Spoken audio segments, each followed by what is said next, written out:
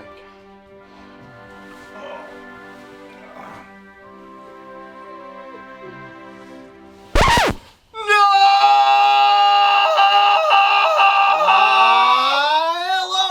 Internet, Toward the Max Extreme here. And Ghost Hunter Dave. And together we are Imperius Rex. That's right. Mm-hmm. And Troy, we are winding down Batyear.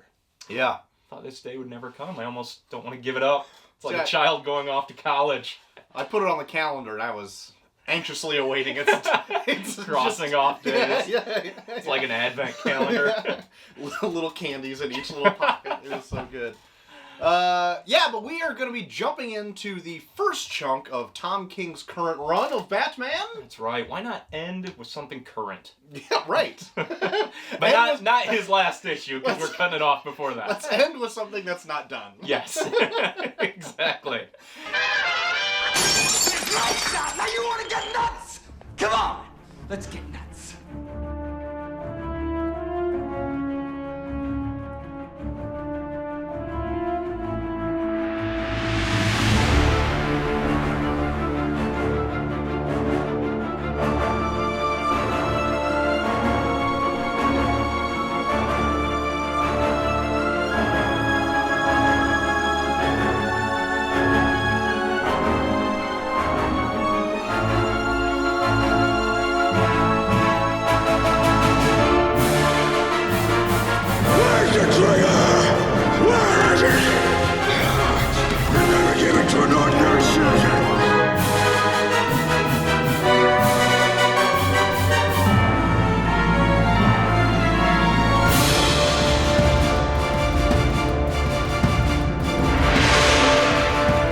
Tom King. Volume 1 of this, entitled I Am Gotham.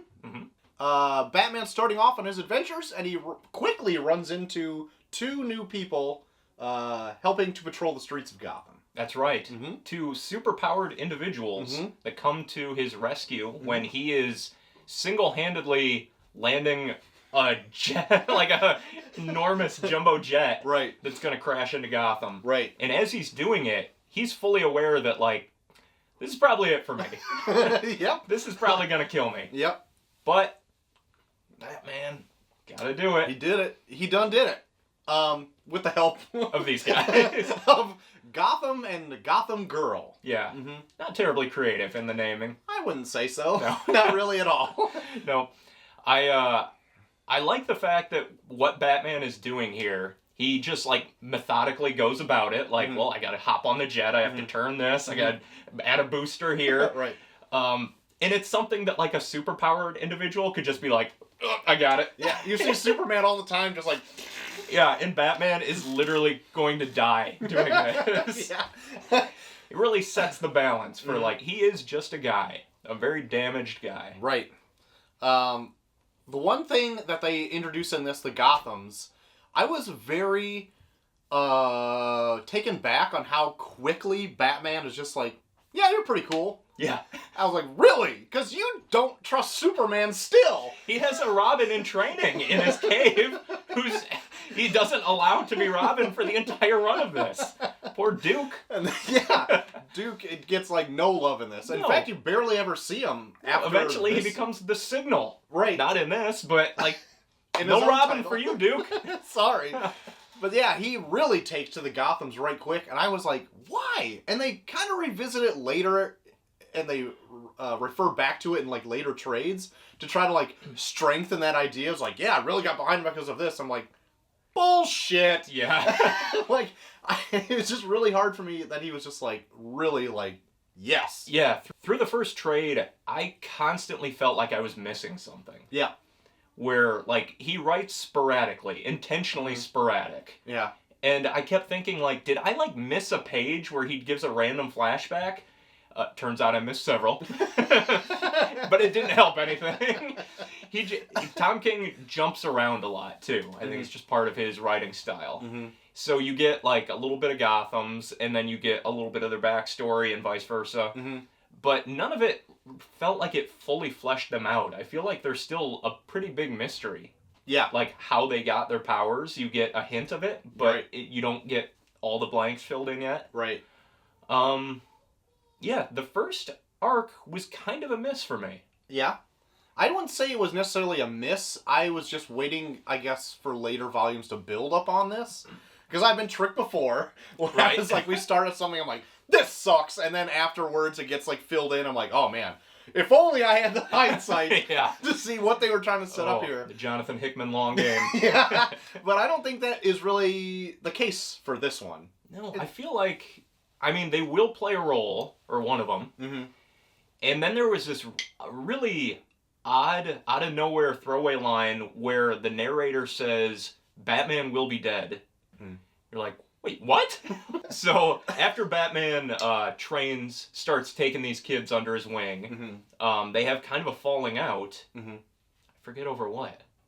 Oh, Psycho Pirate. Yeah. Mind controls them. Psycho Pirate also plays kind of a big role in this. Right. Of all the characters. Right. He always comes in on, like, weird, big, huge events. Yeah. Like, Crisis on Infinite Earths, he was a huge deal. And I think in another Crisis, he was, like, a big deal, too. At least his mask was. Yeah. But then there's... there's that one event, I think it's in 52, where just Black Adam pokes his mask through his head. Oh, yeah. Yeah, what happened to... How'd he get back from that? Who knows? Rebirth. Yeah, so he mind controls them, and Gotham Girl and Gotham fight each other to a standstill, while Gotham, the brother, is laying waste to the city, says, like, Gotham City is bad. It's rotten to the core. Yeah. Batman's bad. Duh. I just gotta wipe it clean. So they have a big fight. The Justice League comes in, which was kind of cool. Yeah. And it really shows, like, the power level of this Gotham guy, because he takes them all down. Right.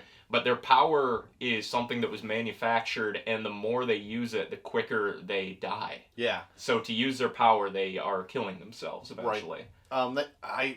I can't. They make like references that they can get like to god level strength, but they would be done in like an hour or whatever. Yeah, and that's essentially what happens. Like they just force him to burn himself out, and then Gotham Girl is left very traumatized. Yeah, and wondering how to carry on. Should she use her power and quicken her demise, or hide out, or what? And a lot of her appearances going forth are her overcoming the fear that Psycho Pirate planted in her, and debating whether or not to be a superhero. Yeah. Really heady, very Tom King-y idea. Yeah. Dealing with like emotional turmoil and all that stuff. I do like that aspect of it, but I still wasn't really hooked with like this first outing, with this first trade.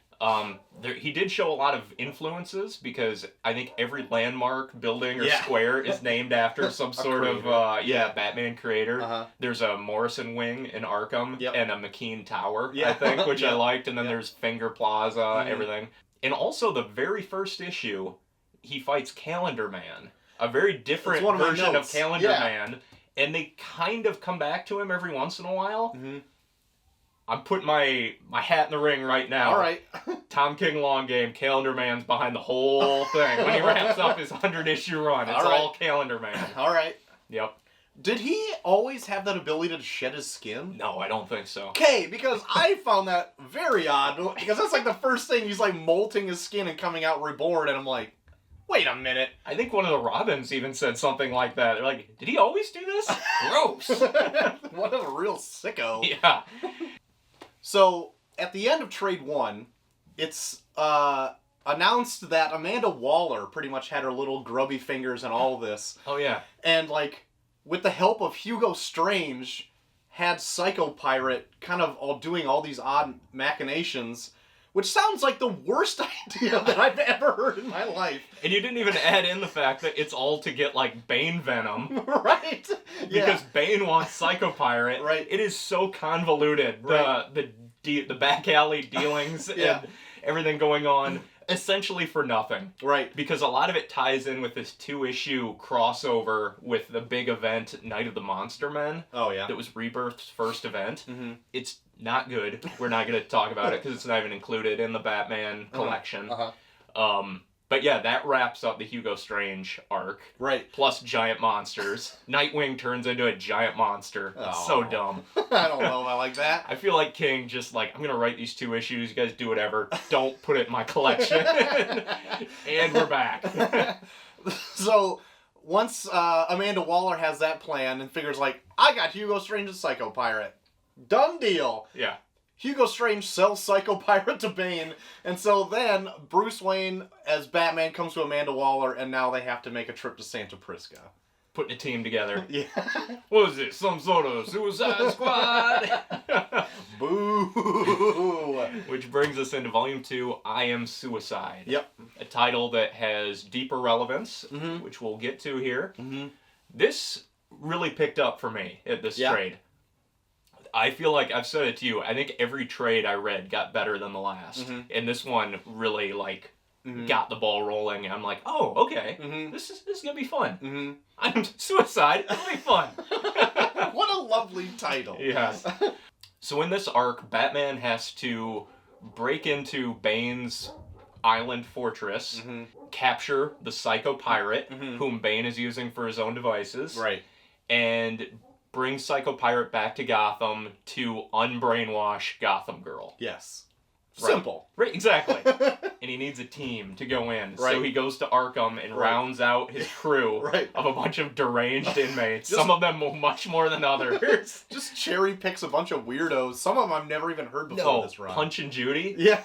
They were like the most off-putting version of Harley Quinn and the Joker. The most belligerent Harley Quinn and Joker. They're just so horny. Oh, yeah. They are horny for each other the whole time. Each other and gum.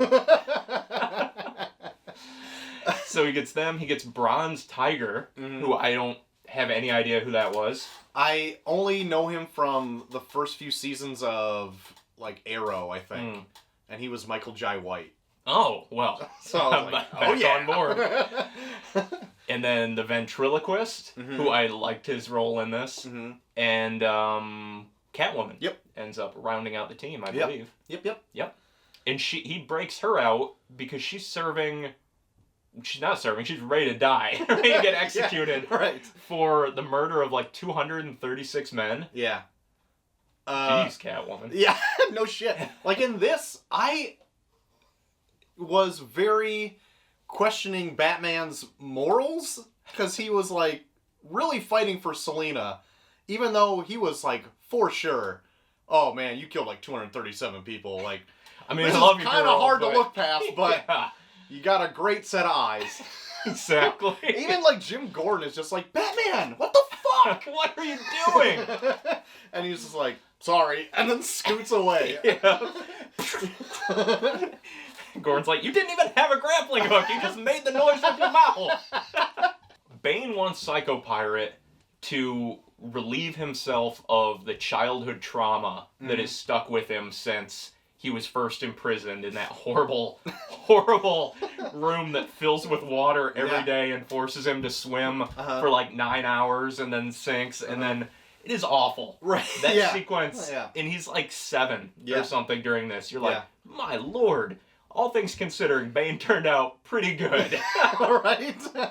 Great body on him, I guess. I mean, look at all that delts. swimming. Yeah. But yeah, you kind of feel for him. Like he doesn't have this evil master plan in this. No. His whole endgame is to just rid himself of this trauma that he's been through his entire life. Right. And then Batman... Batman just like, shows fuck up, you! like, Boom! Kicks in the door. You suck, Bane! I'm gonna break your damn back!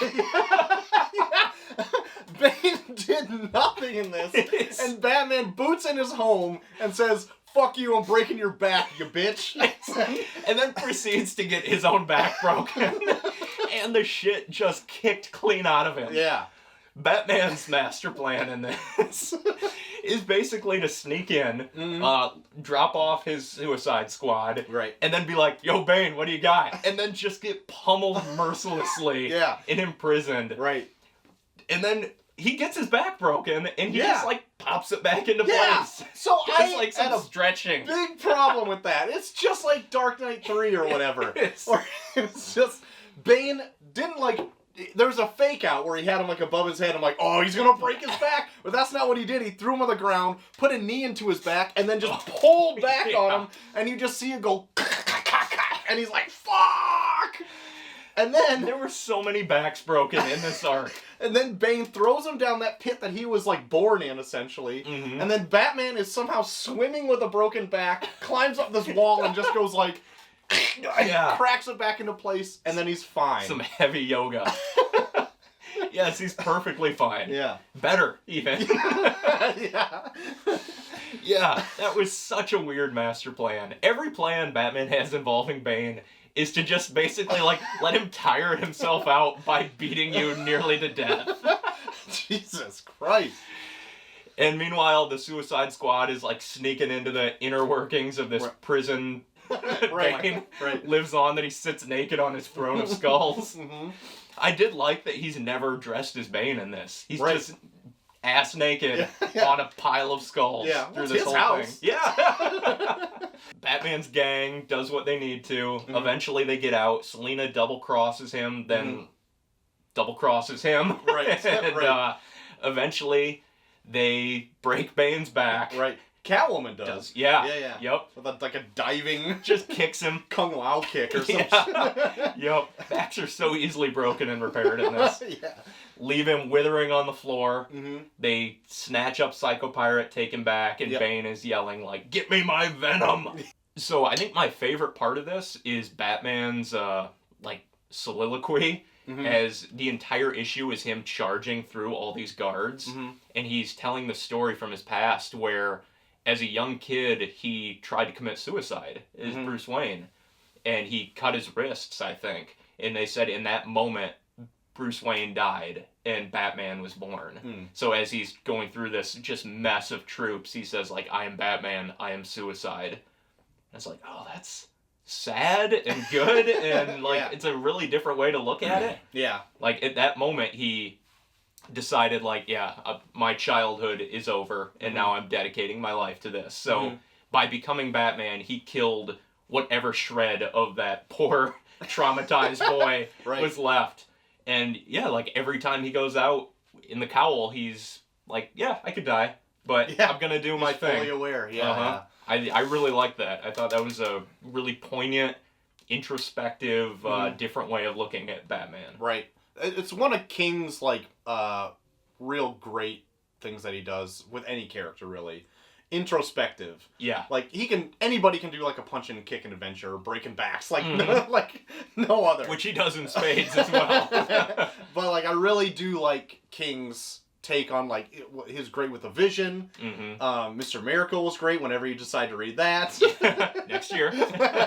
And with Batman here, I really like Yeah. any character in this whole run of Batman. He excels in, like, these small, quiet character moments Mhm. where I feel like most books would completely ignore or brush over. Mm-hmm. And it's like these beats between the action, Mhm. or like on top of the action, where Yeah. the action is secondary, and Yeah. it's their like narration Yeah. that gives the main chunk of the Yeah, story. and speaking of, there's like an entire issue in this run that Catwoman is narrating the whole thing while the action is going on, pretty much saying like how Batman and her are like two sides of the same coin. Yeah. Yeah. Is that where they're telling how they first met? For Yeah. the first time? I think so. There's Batman a is- lot of times that happens Yeah. in this. So like I get those kind of confused. but- Right. Batman's explaining the first time she appeared in canon Yes. on, like, robbing a ship. Yeah. And she always refers to the year one. Yeah. Where she met him disguised as, like, a hobo with a Yeah, scar. matches and, Malone or yeah, whatever. yeah. And she had Holly with her. Yeah. Yes. So then this goes on to Batman and Catwoman hooking up on the roof, Mm-hmm. doing some banging. Right. And then she ditches him because he has to turn her in still for those 237 counts of murder. Right. And she takes off, and he goes to chase her and finds Holly. Mhm. He tracks her back to Holly's apartment. Yeah. And you're like, who's this Holly? Yeah. And it's that girl that she kind of took under her wing Mhm. in year one. Yeah. And Holly is, like, psychotic, and she Yeah. almost kills him. Like, she Yeah. cuts his throat, and he's bleeding out on the ground, and Uh-huh. Catwoman saves him. Yep. And it's also then revealed in this too that Catwoman took the fall for Holly for Mhm. killing those 237 people. Yeah, these guys all had ties to arson on the orphanage that they Yeah. grew up in. Right. So Catwoman says, like, I'll always protect you, Holly. Mhm. And she's like, I'll take the fall for this. Even though Mhm. Holly is just a Very killing deserving. machine and murdered all these guys. Yeah. So that was a big reveal. It was kind of also a relief too, because I'm like, that would have kind of tarnished Catwoman, I think. Oh yeah. Like, I assume she's killed. Maybe she hasn't in this version, but like, that was pretty cold-blooded. Right. I always took like Catwoman though, like, yeah, she maybe would kill, but more or less she's in it for like the fun of like just Yeah. of a thievery. You know what I mean? Like, Yeah. she's not out there doing like Joker type schemes or anything like that. Oh no, she's not killing innocent people. Like, Yeah. she'd kill mobsters and She just stuff. wants that one big diamond that's always in like an in a exhibit. safe. Yeah. That's all she wants at all times. Exactly. So Catwoman says meow a lot in this. Yeah, A little much? a bit. Yeah. Especially the more it goes on, there's more of it. And I'm like, oh, you really doubled down on that meow, huh? Repetition, man. The Frank Miller School of Repetition. Oh, Tom boy. King excelled at. Oh, boy. Valedictorian. So we're into Volume 3, I Am Bane, Ooh. which follows up from Volume 2, which followed up from Volume 1. They all bleed into each other They're very all well. something. Yeah. And so this is Bane's retaliation from Batman coming in house and whooping his ass. Yep. And so, Fully masked, fully pumped up. right. Venom-induced Bane. This is the trade where I was like, I'm on board Yeah. now. Like, I liked the one before it because it was like a build to this, Mhm. but I really liked this one. And it starts off, like, so innocuously. Is that a word? Yeah. All right. Where they're eating at Batburger. Yeah. I love this. His fast food chain. Yeah. Damien's opening his Happy Meal and he's like, "Oh, Red Hood figure." Yeah. I like that a lot. And I like all the Robins are just constantly ripping on each other over like their deaths and resurrections throughout this whole thing. Their history is just like a joke to them. Yeah, right. And then we get to see Bruce eat a hamburger with a knife and fork.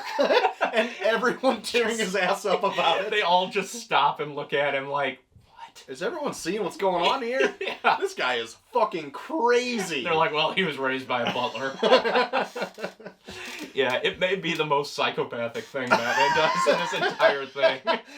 Very off-putting. Oh. Made me very uneasy. Yeah.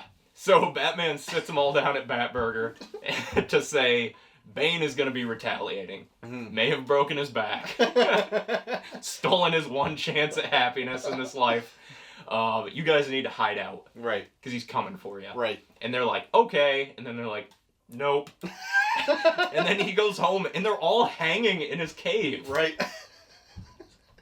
And that's it. You never... I was Yeah. like, what? What happened? Yeah. That's it. Like, Obviously they're not dead, but they looked very dead in that page. That is a very shocking page reveal when you just see them all hanging in costume with "I am Bane" written on the three of them. Yeah. And they're just there like, Uh-huh. You're like, Yeah. holy shit. And then like the next issue comes and he's just taking them to the Fortress of Solitude. He's like, put them in these back to tanks or whatever it is. And bring them back to life if you could. They looked pretty dead there. Yeah, that was really weird. Where I was like, oh, I'm sure they'll get back to it. They never do. Nah. You're like, I guess they were just...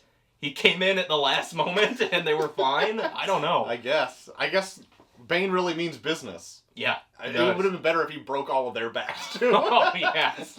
He's just snapping them in half. Batman has to keep Bane busy while Alfred forces Psycho Pirate at gunpoint Yeah. to reverse the mind control that he put on Gotham Girl. Yeah. Who's still super traumatized, like in the cave. Yeah. Kind of making a friendship with Duke, Yeah. but really off her rocker. Yeah. She's never really completely there because she's like she'll just have like moments of PTSD where she'll just break down and be like, oh god, and then Yeah. at the same time like Duke is trying to comfort her and be like, it's okay, just whatever, breathe, whatever, and then Don't kill me, don't break me in half. And then Batman's like, Duke, what the fuck are you doing? Get on the computer, I need some info ASAP. I need some hard math. He's like, but I gotta, shut up, do it! Yeah. And so Duke is just like the whipping boy this whole thing. He is. Even Alfred is like, Duke, how's that souffle coming? Cut more cucumbers. You know how many sandwiches this asshole goes through? God. Yeah. So Batman, once again, gets the snot beaten out of him by Bane, and then leads him into Arkham. Right. And then there's like a whole issue of Bane running this gauntlet of all these prisoners that Batman released, which is really odd. Like, it's a strange idea, but Bane is just cutting through them Right. like butter. Like, honestly. Yeah. You think Two-Face is gonna stack up against Bane? That's what I thought, too. His power is he's deformed. He has a predilection to flipping a coin. And this guy is like a Arnold Schwarzenegger beefcake. To the max, yeah. So, I thought that was... But he does, like, end up getting it taken to him a little bit, because by the end, he has, like, run through, and he's kind of like, okay, I got you finally, you bitch. Yeah. Threw Solomon Grundy in there at the end. Pretty good, Bruce. But yeah, like, half those people, he would just run through, like, just like Two-Face, like, I got you now, and he just takes his face and smashes it into a wall. Fuck you, Mad Dad. Hatter comes out, and he just breaks him over his knee. Stuffs him in a teapot. Boots it. That'd be amazing. Takes his giant hat and pulls it down over his eyes. All the way down to his feet. Kicks him down some stairs. Throws him in an incinerator. Fuck Mad Hatter. Oh, he's the worst. I hate the Mad Hatter. Terrible villain. He sucks. Yep. Anyway. Separate podcast. Yeah. So he eventually gets to Batman. He's a little worse for wear at this point, Yeah. but still spends an entire issue beating the shit out of Batman again. Right. Yeah. Until you think, like, Batman's done. He's got him up against a wall. And then Batman just gives him one solid, hearty headbutt and knocks him cold. Yeah. I was like, oh, that's it. That's it. Maybe he called Duke and got the math to get the one pressure point on his face. I need the exact angle. The geometry. Yeah. I at first I was like, what? But I like it. I like it. Obviously it's intentional that after all that, Batman could take him down with this one hit. Yeah. Pretty cool. It's but not it another seemed thing like, where he took the tube out of his head again. Exactly. Yes. Which I think he could have done at any point. Right. Maybe Bane screwed it in extra tight, but it still seems like you could just yank that sucker out. Shit, even Two-Face could have done that. Yes. Even Mad Hatter could have done that. Let's not go too far. The other thing, even if you yank it, you don't even have to yank it out, you just sever it. Just cut it. Yeah. Like, does he need it pumping in him 24/7? Who knows? I think just an injection would do it. You pull that tube out, he's still got it in him. He's not gonna, like, deflate like a balloon. Like he does in Batman and Robin? Yeah. Oh, Bane's an odd duck. Quite. I kind of like him more without the venom. Yeah. Well, I like him venomized too. He's That's all good. There's another issue in this as well where they also do like, I'm the other half of you, Batman, and it's Bane doing it this time.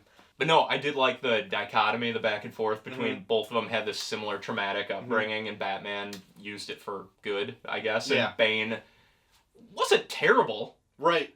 Like, I mean, really, did he do anything bad until he decided he was going to kill Batman? Not really, because he was... Way to go, Batman. He was put through the shit, and then he's pretty much just like, I'm the best there is, until one asshole bird, you know, like his... Like, this goony bird, it was like, heard Batman's pretty great, and then that just put a stick up Bane's ass. Yes. Like, I'll show that asshole. Yeah. I'll go kick his asshole house in and break his back. his asshole house. This one also has a good callback where after he defeats Bane, Batman is having like a talk with his mom, and you find out that one of the ways of Batman dealing with trauma is he still like pretends to talk with his mother, and she says something to him like, you don't need a good death for me to be proud of you, which harkens back to the old Miller, this would be a good death. Like, Batman's always searching for kind of a way out to go down, like, in a blaze of glory. Yeah. And his mom tells him, like, you don't need to do that. And he tells that to Gotham Girl, because she's constantly talking with her dead brother. And he's like, hey, I do that too. It's perfectly normal, right? Samesies! Yeah, you're fine. Go fight crime, you unbalanced, crazy woman, you. But he also tells her, because she's constantly scared. Like, she got cured from Psychopirate, I guess, and then you never see him again. But she's still a little shaken, and Batman has a good line where he says, I'm scared. If I'm not scared, I'm insane, and I don't want to be insane, so I'm scared. classic King repetition, but it Right. makes sense. Like, yeah, every time Batman goes out there, it's horrifying. Right. But if he's not scared of that, he's fucking nuts. Yeah. So, like, I guess I'll be scared.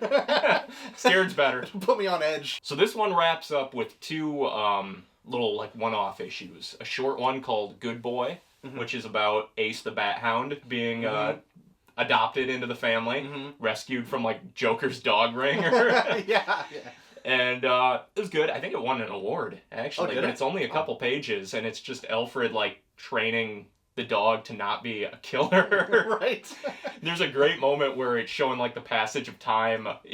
Alfred's dressed in, like, this full bodysuit, and the dog's just attacking him, and Batman's just typing away at his back computer, like, answering riddles and solving crimes, and it's so funny. And then the other one is the Swamp Thing. Oh, yeah. Issue, The Brave and the Mold. Yeah. Which I loved. Yeah. This is one of my favorite, I think. So it's Batman and Swamp Thing team up to investigate the death of Alec Holland's father.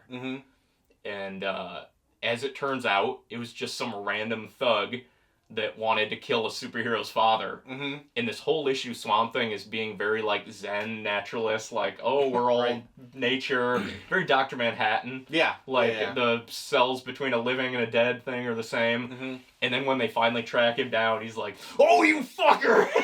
Just vines him all up until he spurts out of every hole of his face. Just brutally kills this guy. And Batman is like, what are you doing? And Swamp Thing's like, killed my dad, man. What do you think, idiot? Yeah, and then he disappears and Batman's left, like, cursing him, like, you told me the dead were fine. Like, you made me believe my parents were at peace. Like, damn you! And this is Mitch Gerald's on art. So we get the 9-panel grid that I'm assuming Mitch Gerald's season is sleep by now after 12 issues of Mr. Miracle with Tom King. But the art's great in this. Yeah, I like it a lot. Yeah, I liked it. I liked the layout, how it was broken into chapters, and it had, like, this old-timey movie reel look to it. Yeah, everything about this was really cool. Like a very standalone story. Yeah. So that'll lead us into... Oh! I didn't know it was still plugged in. Oh, man. Well, we'll see who it is, right? All right. Hey, what's up? Everybody has their favorite comic book. Probably it was something like Watchmen or Killing Joke. But some people also have their own comic books. Something personal. Something they read a long time ago, which probably looks stupid now, but felt amazing back then. In my experience, that comic book was Arkham Asylum Living Hell by Dan Slott. You know him. Wrote Spider-Man for 10 or so years. That was one of my first comics, and probably because of that, it stuck with me. The story is pretty simple, but it has some charm to it. Wolf of Wall Street, standing Warren White, tries to shorten his sentence and gets into Arkham Asylum, where he is accompanied by dozens of bad villains, old and new, on his road to insanity. Besides the main hero and obvious guests like Joker and Two-Face, you can meet here the fan favorite Etrigan the Demon and security guard Aaron Cash, whom you can know from Arkham games, that clearly took a lot of inspiration from that comic. What a great guy. Yeah, thanks for calling in. Yeah. So that's going to take us to the last arc of this episode here. A flashback to the War of Jokes and Riddles. And this one is a story that Batman is telling Catwoman about like his biggest failure or regret as Batman during his first year on the streets of Gotham. Yeah. A lot happened in that first year, apparently. Apparently so. Every villain in Batman canon has already been up and running. Yes. First of all, yeah. Yeah, that was my only complaint with this. I like this one a lot. See, but I felt like there was so much crammed into that first year. They made such a big deal about this, because I remember when this one was coming out, and I'm like, all I could hear was jokes and riddles, blah, blah, blah. So when I finally got to it, I was expecting something else, I guess. Yeah. Because this whole story is told from Bruce Wayne in just, like, some pillow talk. Yeah. and it's like, the one downfall for me is that it's somebody telling you a story rather than, like, having it play out and show you. Okay. And I thought it was kind of just lackluster. Really? Okay. Yeah, especially after the high-octane one right before it, I Am Bane. All right. I did like that he mentions how he kicked a tree down. Oh, yeah. In year one. I think they bring that up a couple times. Yeah. Obviously, Tom King thought it was as strange as we did, that he just kicks trees in. So, the main characters in this, Riddler and Joker. Riddler, way more formidable than he's ever been in the past. Right? Yeah. Especially this is taking place after 0 year, which they reference. And he's like completely different. Prison must have hardened him. Quite. Because he is just a homicidal, brutal murderer. Right. In this, which I don't normally think of Riddler that way. Me neither. And Joker is also more awful than he's ever been before. Yeah. Like, the body count these guys rack up is unprecedented. Yeah. Like, I can't think of another Batman story where they are just so cold-blooded. Yeah. It was... You don't even like them. They're not even, like, fun to like. They're just awful people. And, like, Joker's still kind of doing his, like, weird Jokery stuff, but I guess it's just, like... Maybe it's just the age that I am or whatever it is, and I've kind of, like, outgrown it. But, like, I thought the body count, just for Joker in general, I was just like, Jesus. Like, I get he's a bad guy, but just kill him, Batman. Like, yes. There has never been a better excuse to kill the Joker than in his Tom King run here. And more later on, too. But, like, oh my God. Yeah. Just fucking kill him. Right. Like... And I guess this whole war goes on for such a long time that the body count in Gotham is, like, exponential, like, thousands, maybe? Yeah. And it's like, God damn! There's one day where, like, Deadshot and Deathstroke are just sniping each other for, like, 24 hours. Right. I like that scene, but Mikhail Janin was called out because Deathstroke is aiming with his blind eye in it, and I was like, I can't be the first one to notice this going through. No, there's a whole Reddit thread. There's a Reddit thread. Yes. So he owned up to it on Twitter. I found that tweet too, but like, shame on you. Come on. But I did like it. Just flip the panel. Like... I know. I don't know. So like, I did like though that there was like a showdown between Deadshot and Deathstroke, and they're just shooting bullets and hitting each other halfway. It's pretty good. For a day? Well, they get bored doing that, and then they're just like lobbing grenades, and they're like knifing each other, and he really plays up the campiness maybe in this one. Yeah, with all the villains. So they have to choose sides because the Riddler wants to team up with the Joker to kill Batman, and Joker's like, yeah, maybe, and then just shoots the Riddler. Really for no reason whatsoever. Riddler's like, oh, you bitch! Ah, shit! And then Riddler drags himself off from a wound that they said there's no way he could have survived. And he goes to this back alley doctor right out of Batman 89. Oh my God, is it? Yeah, yeah. And the doctor takes a bullet out, and he's got this big, like, belly button scar. And then the Riddler carves a question mark into him, and then kills the doctor. Right. And he's like, yeah, this ain't your granddaddy's Riddler. Scarification. He went to the Jared Leto school of riddling. Oh, no. But I really did like the Batman 89. It is shot for shot. Does he even say mirror? Yeah. Mirror. Look what I have to work with. Yes. Love it. And Joker in this is really off character because he can't laugh. Joker doesn't find anything funny anymore. So, like, Riddler wants him to get his groove back. Right. And everything the Joker's doing is like, not funny. I did like, though, that Tom King does come up with some pretty good riddles. Yeah. Because I've read some other Batman stuff before where it's kind of like, that's a shitty riddle. Yeah. Like they went through a joke book or whatever. Oh, definitely. Yeah, the riddles are good. The Joker jokes are good. Like, their back and forth is great. Brilliantly illustrated by the dinner scene. Oh, I love where Bruce Wayne calls them all to dinner to just like, we gotta hash this out, guys. Gotham can't support this war any longer.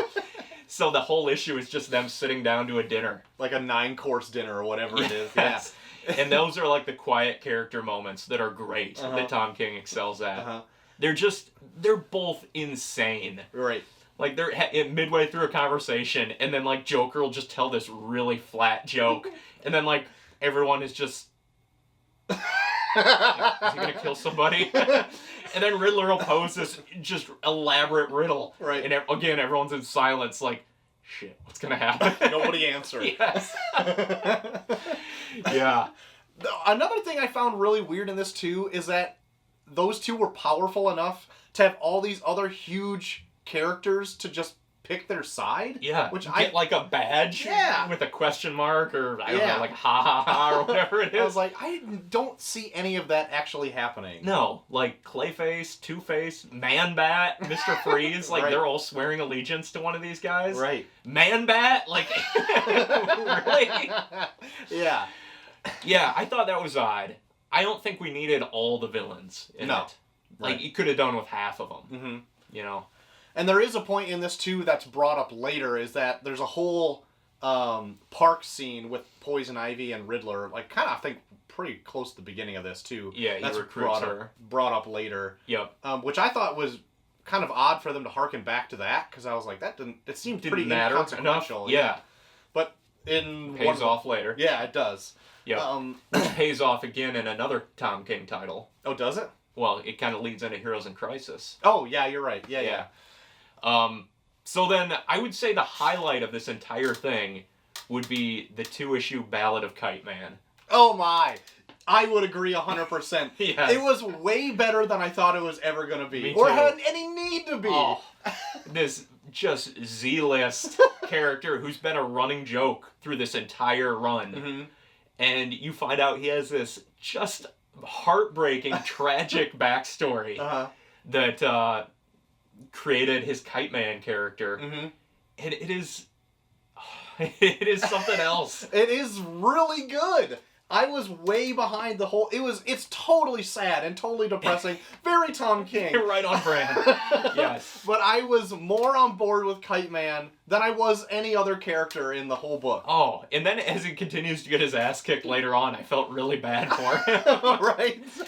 But yeah, he's basically this joke. He's always been a joke. His ex-wife like makes fun of him to their son, but Right. his son still loves him. They're flying a kite together. Mm-hmm.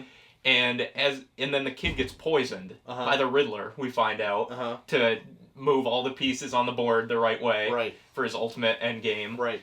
And as the kid is dying in the hospital, he asks his dad, will I go to hell for saying hell? Because he scolded him once for saying a bad word. Uh-huh. And before his dad can respond, the kid dies. Yeah. So the kid dies afraid that he's going to go to hell for swearing. Yeah. And Batman is, like, in the room watching it and, like, making a mental note, like, ooh, this shit doesn't fly. Yeah. And then Kite Man kind of goes off his rocker and forges the costume to become Kite Man. Uh-huh. Which, strangely enough, his catchphrase, hell yeah. Poor taste, considering his son was Yeah. afraid of going to hell for Yeah. saying hell. They kind of make it work, but yes, it is. Yeah. Yeah, and his name is Charlie Brown. Yeah.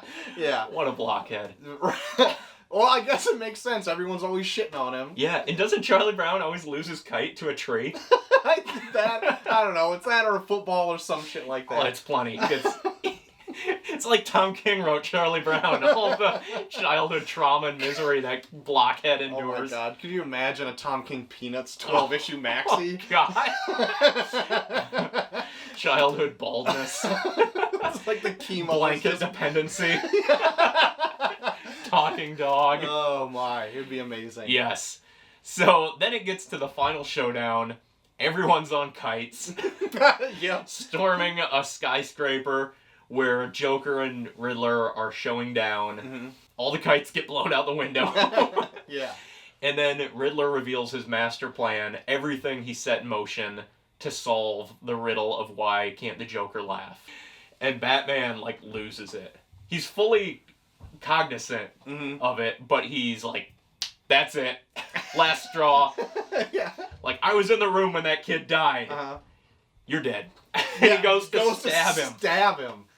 And the Joker stops the blade with his own palm, gets stabbed, and then they're in this weird tableau for a moment, and all of a sudden he starts chuckling and just breaks out laughing at the sheer audacity of everything that's gone down. And that's kind of where it ends. I'm sure Batman punches them both out and then throws them in jail, and that's it. Right. And it goes back to Bruce and Catwoman in bed, and Bruce is saying, like, I was ready and willing to kill the Riddler for that. He's a piece of shit. Right. And he was. He is a piece of shit. He's horrible. He's like the worst character in this whole thing. Right. he poisoned the kid by poisoning the rope of the kite. And then... To manipulate Catman into joining the war. Yeah. And to ultimately have the whole thing hinge on the ridiculousness that Kite Man is a linchpin to the plan. Right. What a shit. What a riddle. Never would have figured that one out. Nope. It's a riddle for the ages. But yeah, Batman's feeling guilty over it, and he's like, I was gonna kill that guy. I'm bad. I'm a bad guy. I'm bad, Selina. Yeah. And she's like, oh, pump the brakes, Bruce. You're not that bad. Yeah. Turns out you didn't kill him. Yeah, you're fine. And I guess she still hasn't given him an answer on if they're gonna get married. Did we even say that he proposes to her? I don't think so. But well, he proposes to her on a rooftop. Yeah, it was a big deal. It was in the news. Yeah, that's probably the most notable thing about this entire run. We didn't gloss over it so much as skipped it entirely. But he's been waiting for her response, and she says, like, how about you ask me instead of order me to marry you? Uh-huh. And he says, like, okay, will you marry me? And she's like, hell yeah. And that's that. Yeah. That's where it ends. I did like this first chunk had like a variety of very good artists in it. Yeah. It started with David Finch, who kind of I think he got better from where I remember him. Yeah, I'd say from this years past. might be the best Finch I've seen. And then we also had Mikhail Janin. Who I like a lot. Takes over as like the main artist of pretty much the whole run so far. Yeah. I like his art, but I know he uses like digital templates for like the characters, and sometimes it makes them come off stiff. Yeah, sometimes their body language looks a little odd. Yeah. Flat, maybe. Yeah, and not that I'm dogging him for using like digital templates, because like what's the difference that and like photo light boxing a photo or whatever, but he also does those every like trade or so, does those like weird fisheye 180 shots where they're walking from one end to the other. Yep. Which I would expect take a lot of work. Yeah.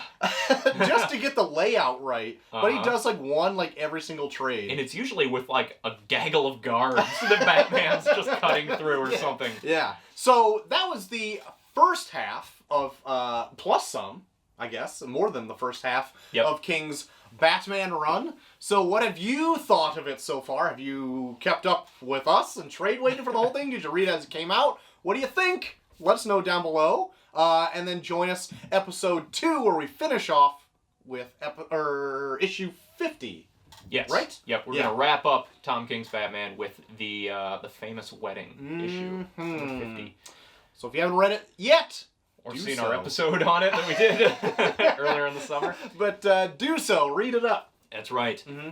And also prepare your questions, because we're going to do a Q&A before the end of the year. So feel free to drop them here. Shoot us a email, IMPERIUSREXShow@gmail.com, or however you'd like to get a hold of us. Send them our way. Yeah. We're going to be compiling them. And if you would also like to join the conversation elsewhere, we also have a Patreon. That's in which you could join there too, which we have a twice monthly podcast with me and Dave just BSing, talking about current issues of the last few weeks. And a live online book club. Yeah, so check us out there if you want to do that. But until next time, Dave, we finish up Tom King's run. That's right. I've been Short of the Max Extreme. And I've been Ghost Hunter Dave. And together we were Imperious Rex. We'll see you next week.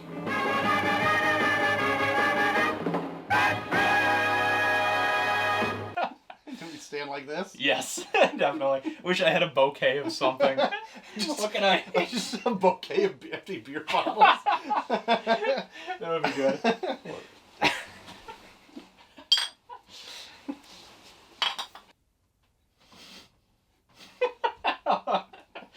Alright, hold on. How long do we have to I don't know what like we're a gonna do. full on 45 seconds or something like that? Maybe, yeah. Okay. Alright. I kind of want to hold him by the stem.